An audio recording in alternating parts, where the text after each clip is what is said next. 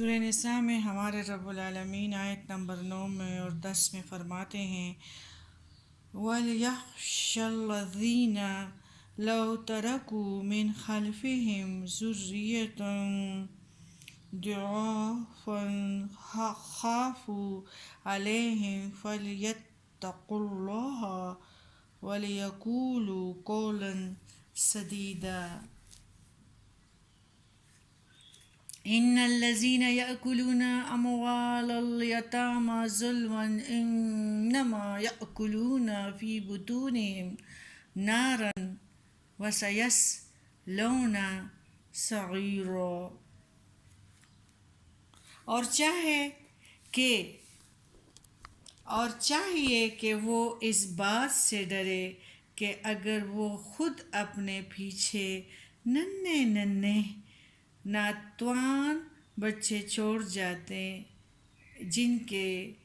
ضائع ہو جانے کا اندیشہ رہتا تو اس وقت ان کی چاہت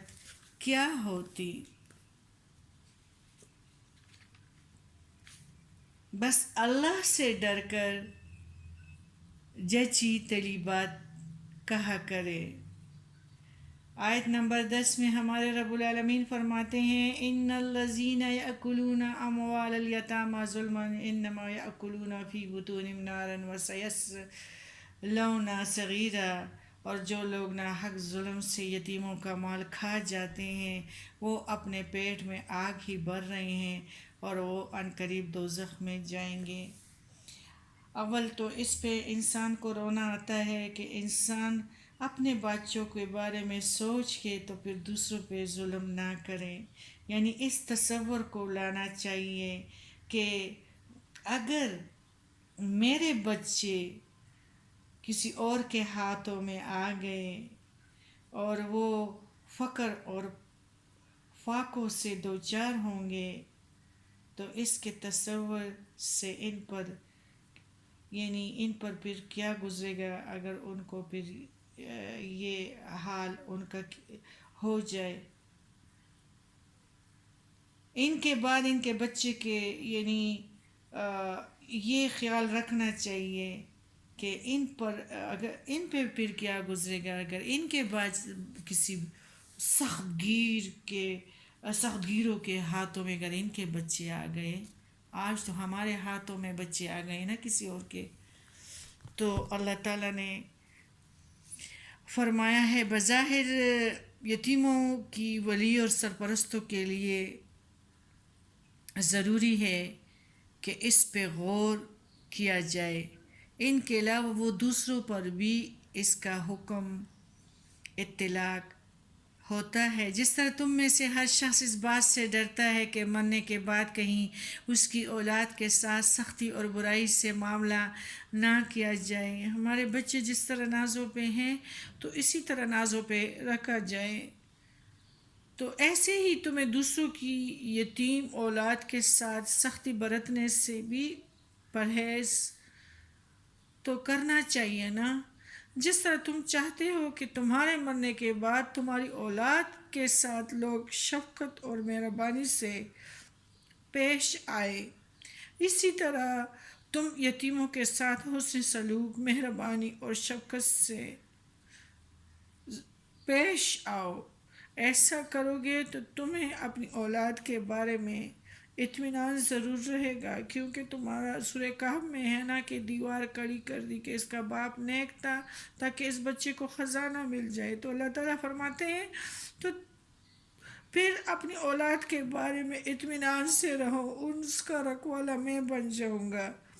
اور واقعی دوسرے لوگ تمہارے بچوں کے ساتھ اسی طرح نرمی اور خوش اخلاقی سے پیش آئیں گے۔ اللہ فرماتے ہیں کہ تمہیں چاہیے کہ اللہ سے ڈرو، یتیموں سے سیدھی اور اچھی بات کہو جس سے ان کا دل نہ ٹوٹے، ان کو نقصان نہ ہو بلکہ ان کی اصلاح ہو۔ اسی طرح آیاتوں میں کئی بار بتایا گیا ہے کہ یتیموں کے مال کو خرچ کرنے سے پہلے احتیاط سے کام لینا چاہیے، کیونکہ ان کے مال میں خیانت کرنا بہت بڑا گناہ ہے۔ اب یہاں یتیم کے مال میں خیانت کرنے پر بڑی سخت سزا اللہ نے سنائی ہے کہ جو شخص یتیم کا مال ناحق کھاتا ہے وہ اپنے پیٹ میں جہنم کی آگ بھر رہا ہے، یعنی یتیم کا مال کھانے کا انجام یہ ہوگا کہ اسے جہنم میں جھونکا جائے گا۔ یتیم کے بے کسی اور مجبوری کی کوئی انتہا نہیں ہوتی، وہ دوسروں کا محتاج ہوتا ہے، وہ ڈرتا ہے ہر کسی سے، سائے سے بھی ڈرتا ہے، اپنے سائے سے بھی، وہ اکثر دوسروں کا سہارا ڈھونڈتا ہے۔ اگر اسے اس نازک حالت میں کوئی ایماندار اور مہربان سرپرست نہ ملے تو اس کے بے راہ روا اور اور تباہ ہو جانا کچھ بعید نہیں۔ اس لیے اللہ نے فرمایا کہ یتیم کے ساتھ نرمی کرو، محبت سے پیش آؤ۔ وہ بیچارہ پہلے سے بھی ڈرپوک ہوتا ہے، سہارے سے بھی ڈرتا ہے، ہر چیز سے ڈرتا ہے، اس کے ساتھ اور اپنے بچوں سے بھی زیادہ نرمی سے پیش آؤ۔ یہی تقوی والوں کا ہی شیوا ہونا چاہیے۔ ایماندار اور ایماندار اسی طرح مہربانی سے پیش آتے ہیں، اور جو شخص اس بے کس مخلوق کا مال ناحق کھائے گا اسے اللہ سخت سزا ضرور دے گا اور آگ سے ان کا بچاؤ نہیں ہوگا اور ان کو یہ سزا مل کر ہی رہے گی۔